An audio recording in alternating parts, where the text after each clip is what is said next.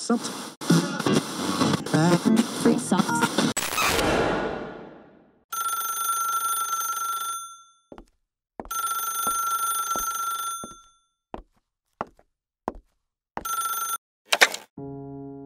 Hey, halo semuanya. Lu semua lagi dengerin gue, Gary Ardian. Dan di podcast ke-50 ini gue gak sendirian karena sekarang lagi sama Bang Erik. Hey guys.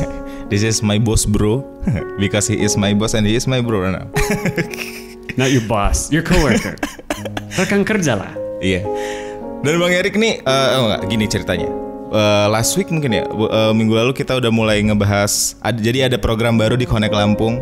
Tiap hari Kamis kita ngebahas soal keuangan, namanya Money Matter. Betul. Karena emang dalam hidup kita ngomongin soal duit, apalagi di Indonesia juga sama kayak ngomongin soal relationship masih tabu gitu. Jadi waktu kemarin Connect ada kegiatan ini, Giri kayak wah ini beruntung ya orang masuk Connect, karena menurut Giri kayak kita tuh diimprove untuk jadi orang yang lebih baik, nggak cuman dengan bahasa Inggris tapi dengan kegiatan-kegiatan lain. Jadi kayak kita ngomongin hal yang tabu macam uang, bonusnya dengan bahasa Inggris. Amin. Ya, memang harapannya begitulah, supaya menolong dalam kehidupan secara menyeluruh kita. Ya, dan menurut Gary hari ini kita perlu juga bahas ini karena emang keuangan dalam hubungan juga nggak kalah penting gitu kan. Betul. Apalagi kalau misalnya emang hubungannya udah mau serius. Bang Erik pikir kalau dari skala dulu deh 1 sampai 10 seberapa penting ngomongin finansial dalam hubungan? Kalau sudah jadi nikah itu ya 10 lah.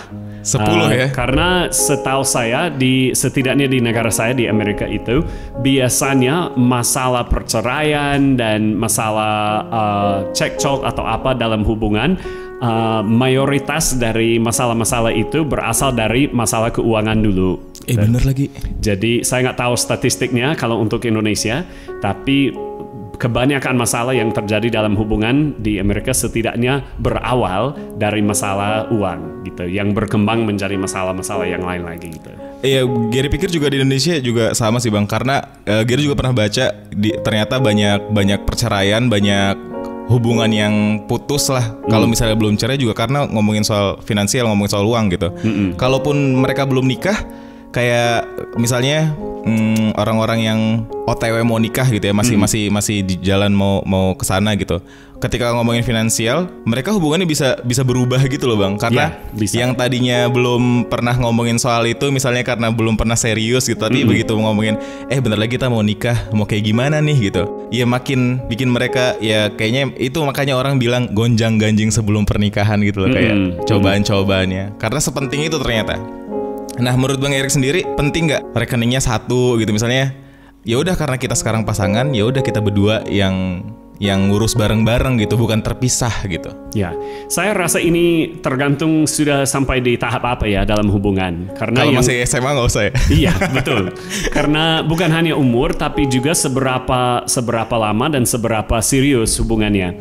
Karena jelas kalau baru mulai berkencan, baru dating ya, baru ada pacar gitu. Di sini PDKT namanya. Iya, tapi PDKT malah sebelum itu kan? Iya, kind of, ya. Oke, tapi ya kalau udah baru mulai hubungan, untuk ngomong soal duit atau soal-soal serius memang belum waktunya. Tapi dengan hubungan yang semakin berkembang, ya perlu juga obrolan, pembahasan yang semakin berkembang. Dari hal-hal yang ringan makin serius gitu. Jadi kalau dalam hubungan itu, kalau kita sudah persiapan untuk nikah, ya sebenarnya sudah telat untuk memulai membicarakan soal duit ya. Bukan duit dalam artian gila harta atau hal seperti itu, tetapi bagaimana kita memanage uang, bagaimana pandangan kita terhadap uang. Apakah kita beranggapan bahwa uang harus ada banyak, atau kita mau menghabiskannya atau memakainya dengan cara seperti apa. Kalau salah satu dari pasangannya pelit atau hemat dalam kata bahasa baiknya gitu kan, apakah itu dianggap baik oleh pasangannya atau malah itu dianggap sesuatu yang berbeda atau yang kurang baik ya. Jadi semua ini harus berkembang, bertumbuh beriringan dengan hubungannya. Itu yang dilupain sama banyak anak muda. Mungkin kayaknya nggak cuma di Indonesia doang deh, Bang. Kayaknya kalau misalnya di awal-awal karena dimulai dengan hubungan yang tujuannya untuk hubungan romantis aja gitu, terus lupa kalau di dalam hubungan ada tanggung jawab, ada komitmen. Itu kata-kata komitmen itu beneran yang harus sedetail itu untuk, karena mereka kedepannya bakal punya visi dan misi yang harusnya sama dalam menjalin hubungan gitu kan. Kalau misalnya ini nggak diomongin dari awal, ya wajar kalau nantinya bakal jadi masalah karena emang nggak pernah diomongin. Betul. Gary rasanya gini, Gary bilangnya karena belakangan Gary juga tahu istilah ternyata uang bukan cuma alat tukar beli doang gitu. Ternyata kita itu punya cara tertentu untuk memperlakukan uang gitu, yang kemudian tadi kata Bang Erik bilang, antara Bang Erik sama Gary juga kemungkinan ngomongin uang pandangannya bisa jadi berbeda gitu. Betul. Makanya harus diomongin kan. Ya. Nah, menurut Bang Erik sendiri itu kalau misalnya ngomong soal uang, pandangannya gimana? Kalau untuk saya pribadi, uang adalah sesuatu yang dipercayakan kepada kita ya. Sebagai orang beriman di Indonesia, rata-rata orang ngaku orang beriman ya. Jadi kalau orang ngaku orang beriman. Iya, Indonesia orang selalu bilang ini negara beriman gitu kan. Jadi imannya beda-beda, tapi orang beriman kan. Nah, kalau memang betul orang beriman, berarti pasti kita percaya bahwa apa yang kita peroleh itu sebenarnya datang dari Tuhan kan. Dia yang memberikannya gitu. Jadi kalau apa yang saya miliki itu diberikan oleh Tuhan, berarti saya harus mengelolanya sebagaimana mestinya kan, atau dengan demikian juga gitu. Jadi kalau saya percaya itu, berarti uang yang saya punya bukan sesuatu yang bisa saya pakai dengan suka-suka gitu, tapi harus dipikirkan. Ini dipercayakan kepada saya, jadi bagaimana saya bisa mengelolanya dengan sebaik mungkin supaya nanti yang mempercayakannya kepada saya itu berkenan dengan cara yang saya pakainya gitu. Jadi dalam hubungan hal itu sama gitu. Kalau seandainya ada suami istri yang sudah jadi nikah, mereka sudah satu rekening yang Gary sebut tadi gitu kan. Nah, kalau begitu mereka sama-sama pakai uang yang dari tabungan yang satu itu. Lalu kalau yang satunya merasa bahwa asalkan ada uang di tabungannya boleh dipakai, gitu kan. Sedangkan yang satunya lagi merasa nggak boleh bisa seperti itu. Kita harus mengelola uang ini sebaik mungkin gitu. Jadi nggak boleh ada pembelian kalau tidak yang dibahas dulu gitu ya, atau hal-hal seperti itu. Yang kayak misalnya itu kesannya kayak yang satu hidup untuk hari ini aja, terus yang satu hidup untuk kita masa depan harus dipikirin dong. Kalau misalnya mereka ngejalin hubungan dengan kondisi kayak gitu, bisa jadi masalah gitu maksudnya. Ya pasti akan menjadi masalah karena seperti Gary mengatakan, pola pikiran mereka terhadap uang itu berbeda. Gitu. Jadi buat saya dasarnya begitu. Ini sesuatu yang dipercayakan, jadi kita harus mengelolanya sebaik mungkin gitu. Sebagai sesuatu yang sebenarnya tidak milik kita, tapi dititipkan ke kita gitu. Karena ini di luar topik tapi masih agak nyambung karena waktu itu Bang Erik ngomong, kan Gary tanya, Bang Erik pengen kaya nggak? Terus Bang Erik bilang enggak. Itu menarik banget Bang Erik gak pengen kaya gitu, maksudnya kok bisa gitu ada orang gak pengen kaya? Iya betul, memang gak pengen kaya. Alasannya gini Ger, kalau saya melihat di dunia ini ya, orang yang banyak duit tidak berarti orang jahat, tapi cenderungnya bahwa godaan mereka untuk salah gunakan uang atau untuk terlalu mengutamakan uang, godaannya terlalu besar. Jadi saya melihat bahwa secara pribadi saya belum pernah melihat seorang yang kaya yang juga benar-benar bahagia. Kalau orang kaya pasti mikirin masalah duit ini, bagaimana supaya duitnya semakin banyak. Sedangkan kalau orang yang ya pasti tidak mau miskin juga, orang yang susah-susah cari uang, gak bisa beli beras segala macam, gak mau itu juga.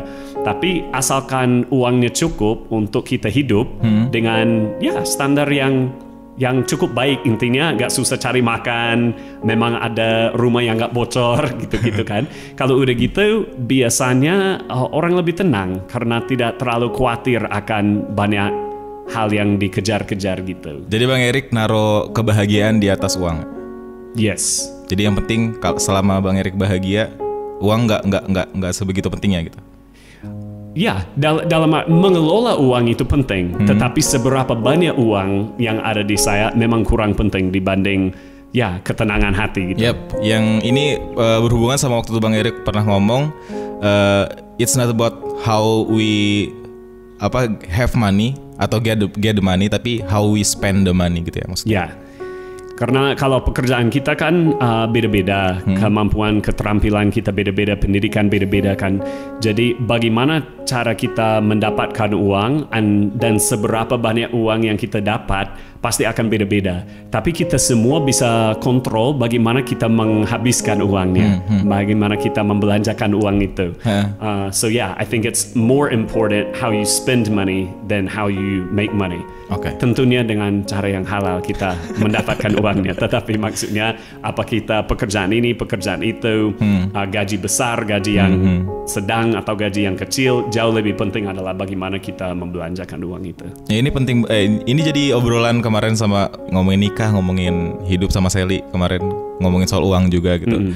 Ya untungnya kita berdua udah sama lah, udah satu pemikiran lah untuk nantinya bakal kayak gimana gitu. Karena kan tahu sendiri Gary, kayaknya juga Sally deh yang bukan tipe orang pengen kerja untuk sesuatu yang pasti gitu, kerja di kantor sampai tua gitu. Nah, gara-gara ngomongin itu jadi ngomongin duit nih, jadi emang harus disiapin sendiri karena uang pensiun nggak ada sendiri nih. Jadi kita harus nyiapin dana pensiun sendiri gitu kan, harus ngomongin dana darurat gitu kan.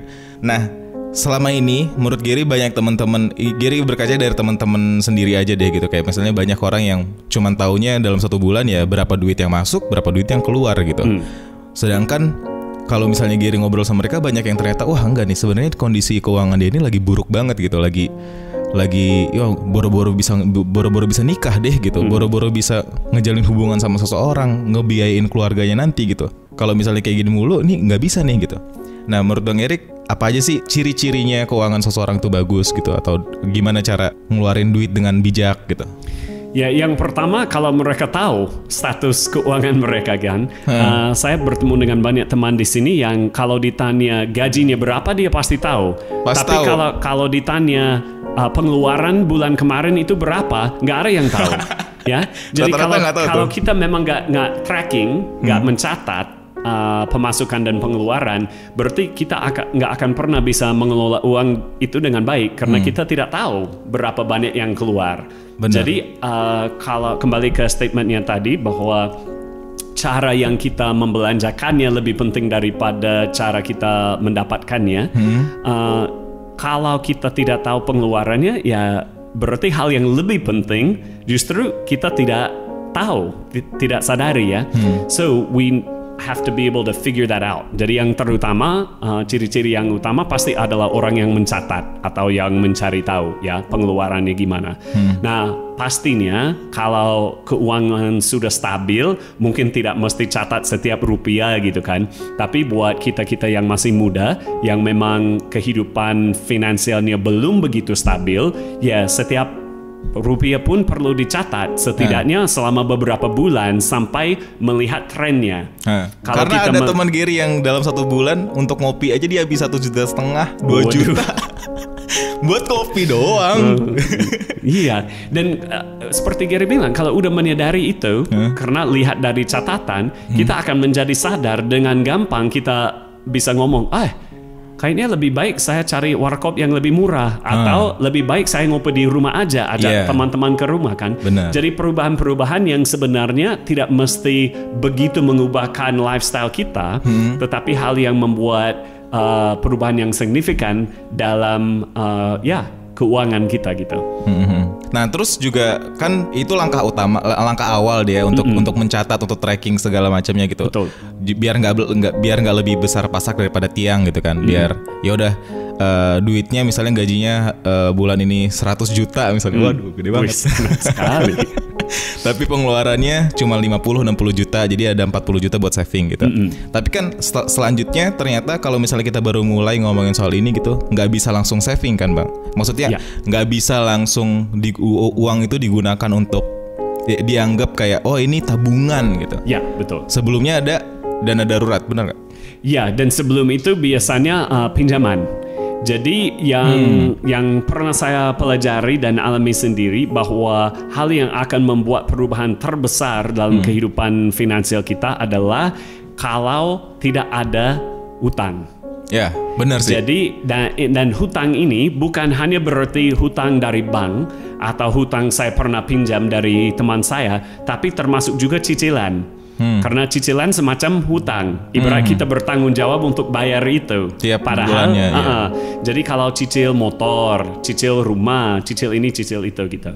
Jadi strategi pertama dan yang paling penting adalah komitmen untuk tidak berhutang. Selain mungkin untuk rumah, karena jarang ada orang yang bisa nabung cukup untuk beli rumah dengan bayar cash kan. Yeah. Tapi untuk motor bisa. Banyak orang yang telah membuktikan. Jadi tip yang pertama ya jangan beli apa-apa sampai dengan kita beneran bisa mencapai itu dengan uang cash gitu kan. Betul.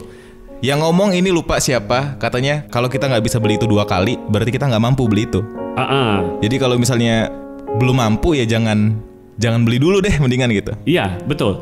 Dan kalau cari-cari di internet sumber-sumbernya kan ibarat tolak ukurnya kan pasti beda-beda, harus ada berapa kan. Tapi rata-rata memang setuju bahwa kalau soal hutang itu yang paling parah gitu. Terus yang kedua yang Gary sebut tadi adalah uang darurat itu. Uang darurat, dana darurat. Iya, uang darurat. Ya. Oke. Tadi Bang Erik ngomongnya urang. Nyangkut. Iya, oke. Jadi uang darurat itu atau dana darurat itu. Karena kita semua mengalami hal-hal yang tak terduga dalam kehidupan. Kayak pandemi ini aja tiba-tiba langsung. Iya betul. Jadi ada pandemi, ada keluarga yang jadi sakit, kita yang jadi sakit, ada kecelakaan motor, segala macam kan. Hal apa saja bisa terjadi. Jadi kalau kita tidak punya uang yang sudah disimpan, ditabung untuk masalah-masalah seperti itu, berarti otomatis ketika apa-apa terjadi yang tak terduga, kita akan berhutang. Iya, kita harus ngutang jadinya. Dan itu yang terutama yang tidak mau kita lakukan gitu. Jadi Giri bilangnya gini, kalau kita hari ini belum punya dana darurat, itu anggapannya Giri bilangnya masih bangkrut. Ya. Ibaratnya masih ya udah lu masih di bawah garis kemiskinan tuh. Betul. Jadi pertanyaannya seberapa banyak uang darurat yang kita perlukan. Nah, memang standarnya agak beda-beda tergantung kita ngobrol sama siapa, tapi standarnya pada umumnya 3-6 bulan dari biaya hidup ya atau pengeluaran kita. Kalau kita masih harus menanggung rumah, berarti biaya hidup kita sekaligus biaya hidup rumah tiap bulannya gitu kan. Iya, karena iuran sudah termasuk itu gitu. Jadi artinya kalau ada sesuatu yang terjadi sehingga kita tidak bisa bekerja selama 3 bulan, berarti tidak ada uang yang masuk, tapi tetap ada pengeluaran, ya, maka disarankan supaya 3-6 bulan. Biasanya itu standar untuk orang single dan juga orang kayak usaha kecil gitu. Tapi kalau sudah berkeluarga, biasanya naik lagi karena lebih banyak orang yang nanti harus dijaga dengan uang yang ada gitu. Jadi ya setelah dana darurat baru kita ngomongin soal investasi gitu kan? Ya betul. Kalau itu nggak ada, jangan merasa udah investasi dulu. Betul. Karena sekali lagi kalau invest uang itu walaupun sebenarnya kita ada uang, tapi contohnya beli tanah gitu kan. Lalu kalau ada darurat, ya emang tanah itu bisa dipakai untuk mengobati, nggak bisa kan? Harus dijual dulu. Nah, bagaimana kalau gitu ya? Bagaimana kalau nggak ada orang yang mau beli pada saat itu? Kita jual murah, kita rugi. Rugi banget. Kita nggak jual, nggak bisa diobati gitu kan? Iya. Jadi di sini namanya orang jual kayak gitu jual BU, tau nggak bang? Nggak. BU? Iya BU. Jual butuh uang. Oh gitu. Baiklah. Tapi ya kalau dalam bahasa Inggris biasanya yang dalam bentuk seperti itu kami sebut harta beku. Dalam artian tidak cair, tidak yang langsung harta cair yang bentuk tunai yang bisa langsung dipakai. Kalau yang beku, yang frozen gitu, artinya itu sesuatu yang sedang dipakai untuk yang lain. Jadi walaupun itu aset bagi kita, itu bukan aset yang bisa diuangkan seketika juga gitu. Oke. Terus kalau misalnya ngomongin soal nikah, by the way Bang Erik bentar lagi nikah guys. Doain ya. Semoga lancar. Siap.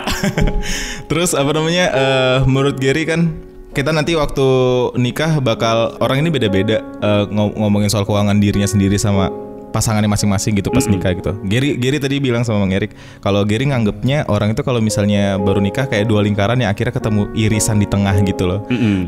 Mereka mau nggak mau harus nyatu gitu. Nah menurut Bang Erik apa aja yang perlu dilakukan soal finansial ketika sudah berkeluarga? Oke. Nah, kalau sudah nikah, sudah berkeluarga itu menurut saya memang sangat amat penting bahwa rekeningnya jadi satu atau jadi rekening bersama maksudnya. Bukan berarti nggak boleh lebih dari satu rekening, tapi bahwa semua rekening yang ada adalah atas nama kita berdua. Karena beberapa alasan, yang terutama karena itu tanda bahwa komitmen antara dua orang ini sungguh-sungguh nyata. Mereka tidak ada rencana kabur atau pisah di kemudian hari, tetapi memang kehidupan mereka sudah komit sama yang satu ini lagi. Kalau udah nikah ya mereka emang udah mau, ya udah gimana caranya kita mengelola ini sampai mati gitu, sampai akhir hayat gitu kan. Betul. Jadi nggak ada alasan buat kabur. Betul. Terus alasan kedua, karena untuk masalah tracking tadi, supaya kita tahu keuangan kita sebagai satu keluarga seperti apa, berarti semuanya harus transparan, gitu kan? Bukan hanya transparan, tapi harus jelas. Nah, kalau ada banyak rekening yang ini waktu tinggal di sana, terus ini atas nama siapa? Oh, ini rekening saya dengan orang tua saya. Oh, ini rekening ini menjadi sangat rumit dan tidak akan pernah menjadi jelas. Kalau tidak jelas, tidak bisa dikelola dengan baik. Jadi kalau kita hanya ada satu rekening atau ya sedikit rekeningnya dan semuanya atas nama kita berdua, berarti dengan mudah kita bisa nge-tracking dan juga budgeting untuk planningnya, karena kita bisa tahu statusnya seperti apa gitu. Iya, semoga jadinya terhindar juga yang tipe-tipe tiba-tiba di rumah udah ada PS5, suaminya beli terus istrinya marah-marah gitu ya. Betul. Karena tidak ada pembelian yang tidak terlihat ya. Walaupun menurut saya masih lebih baik bahwa ada diskusi antara suami istri itu dengan pembelian sebesar apa, atau pengeluaran lebih tepatnya, pengeluaran sebesar apa harus diomongin dulu. Ya, komitmen antara mereka berdua. Kalau mau belanjakan sesuatu yang lebih dari sekian ribu rupiah, tidak akan dibeli sebelum ngomong gitu. Supaya menghindar hal-hal seperti Gary bilang ya. Tetapi dengan mereka menyepakati angka itu berapa, tidak juga ada yang merasa ditekan bahwa saya mau beli kopi aja harus minta uang gitu kan. Jadi jangan sampai seperti itu ya. Jadi kita dalam hubungan perlu kebebasan, tapi perlu juga saling menjaga gitu. Jadi dengan menyepakati angka itu akan menolong supaya tidak menimbulkan masalah antara pasangannya gitu. Gary sih ngelihatnya ini kayak kalau misalnya beneran bisa diterapin gitu, wah beruntung banget gitu ada di hubungan itu gitu. Karena kalau misalnya ini aja nggak bisa jadi bahan obrolan berdua, kayak jadinya apa yang dijalanin selama ini sebenarnya gitu. Karena ini yang penting loh gitu. Apalagi kalau misalnya udah berkeluarga terus punya anak, mikirin itu semua aja udah. Makanya Gary kadang bukannya nggak setuju nikah muda, tapi kalau misalnya mau nikah muda emang udah sesiap itu. Gitu aja. Kalau misalnya emang udah sesiap itu, ya udah boleh. Cuman kalau misalnya begini aja masih belum bisa diomongin baik-baik, ya coba dipikir dulu. Karena nikah nggak cuman Gary suka sama dia suka sama Gary terus ayo kita nikah, kita bangun bahtera rumah tangga gitu. Tapi kan di dalamnya ada tanggung jawab yang kalau misalnya jadi buruk nggak cuman ngerugiin kita, tapi ngerugiin dia bahkan keluarganya gitu kan. Kita kalau misalnya nikah nggak cuman nikahin dia, tapi nikahin keluarganya juga gitu, bakal merusak keluarga orang. Itu kayak tanggung jawabnya nggak remeh. Nggak remeh. Jadi ya betul, apalagi kalau kita sendiri udah punya anak gitu kan. Iya, apalagi ya anak utama lah pokoknya kan. Terus jadinya Giri rasa masih banyak pasangan yang belum nikah nggak menyatukan rekening mereka karena mereka masih kayak ya udah lihat dulu nih hubungannya bakal berjalan lancar apa enggak sebenarnya gitu. Itu boleh-boleh aja kan. Kalau belum nikah boleh-boleh aja. Saya juga nggak nyaranin untuk nyatuin sebelum nikah sih. Karena kan ada orang yang kita nabung buat nikah gitu, terus tabungannya langsung digabung bareng gitu. Menurut Gary kalau misalnya masih dalam proses itu sendiri-sendiri bisa, atau kalau mereka buka rekening baru yang khusus untuk tabungan nikah, ya mungkin itu nggak masalah. Tetapi kalau dititipin ke si A kalau atau B, ibarat seluruh uang pribadi disatukan sebelum nikah, itu agak berlebihan.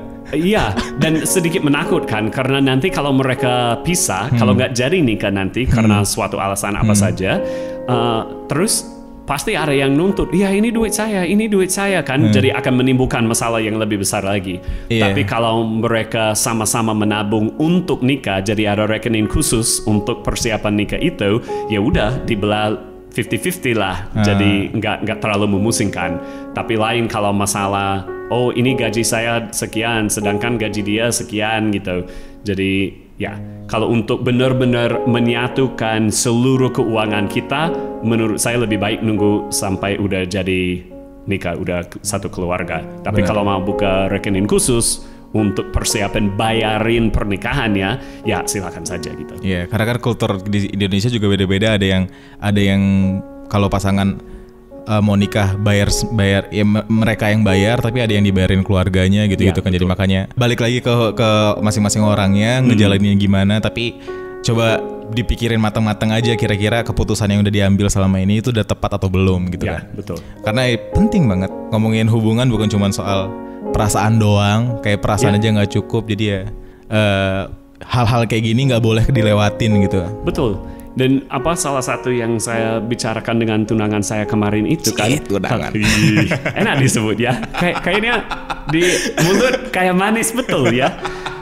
My fiance gitu. Tapi beneran, yang salah satu yang dibahas beberapa minggu sebenarnya lalu, masalah bagaimana cara kita memberi, ya. Kita nggak Bagaimana cara kita memberi?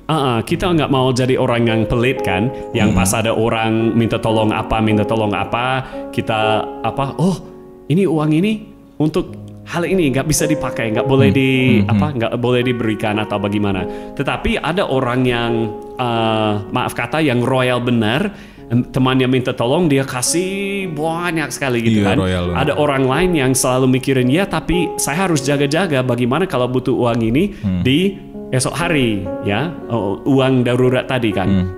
Jadi kadang dalam hubungan itu juga menjadi masalah. Yang satunya menjadi nggak enak hati karena pasangannya terlalu muda untuk memberi uang, sedangkan dia sendiri lebih mau jaga-jaga atau sebaliknya gitu. Jadi masalah duit bukan hanya soal bagaimana kita secara logistik menabung bersama atau rekening terpisah, tetapi sekali lagi pandangan terhadap semua hal yang berhubungan dengan uang gitu. Kapan, seberapa banyak, dengan ya bagaimana kita mau mengeluarkannya, bagaimana kita mau membelanjakannya gitu. Iya, itu penting banget. Ya ngarepnya sih setelah dengar podcast ini cuma jalan pembuka doang gitu untuk akhirnya orang mulai juga terbuka ngomongin soal keuangan yang di Indonesia juga masih bisa dibilang tabu. Udah ngomongin soal hubungan tabu, ngomongin keuangan tabu gitu. Jadi kayak tugas kita berat juga nih ternyata ngelakuin ini semua gitu. Good newsnya, semua yang umur 20-an di Indonesia rata-rata ngalamin hal yang sama. Jadi gak sendirian. Betul. Jadi gak sendirian, kita belajar bareng aja gitu. Yang penting kita harus aware dari sekarang kalau hal ini juga perlu diobrolin gitu. Abis ini mulai cari investasi apa yang cocok buat kalian. Terus gimana mengelola uang, mulai download aplikasi yang berhubungan sama financial planner atau ya keuangan lah segalanya. Kalau misalnya kamu di Bandar Lampung, join Connect Lampung, itu udah pasti udah banyak untungnya lah ibaratnya gitu. Mantap, boleh sekali. We're always happy to have new friends. Yes. Ya kayak Gary bilang dari awal, kita ngimprove juga diri kita yang lebih baik, itu yang jadi utama, yang juga jadi core value-nya Connect. Jadi ya cobain masuk sini kalau misalnya mau. Makasih Bang Erik udah ngobrolin ini. Sama-sama. Penting banget. Jangan kalau misalnya mau nanya-nanya sama Bang Erik, boleh ke Instagramnya aja IndoErik1 atau Connect Lampung kalau misalnya mau tanya-tanya, biar bisa lebih sering ngobrol sama Bang Erik. Karena Gary sendiri ngerasa ini salah satu pertemuan Gary yang sangat berguna buat Gary gitu, karena Gary dapat banyak pelajaran dari Bang Erik selama ini. Saya selalu senang ngobrol sama Gary juga. Selalu menolong saya untuk mengerti hal-hal yang mungkin sebelumnya nggak saya paham ya. Iya. Apalagi hari ini gitu. Apa yang hari ini yang baru paham? Yang soal nasi tadi. Soal nasi. Tadi saya belajar ada masalah gizi dan ilmu dari Gary berhubung soal nasi. Kalau ingin tahu rahasianya seperti apa, nanti bisa hubungi @GaryArdian gitu. Ya itu di luar bahasan ini, tapi seru sih tadi ngomongin soal nasi guys. Oke, bye. Terima kasih Bang Erik. Sama-sama. Bye, Terima kasih everyone. juga. Ya.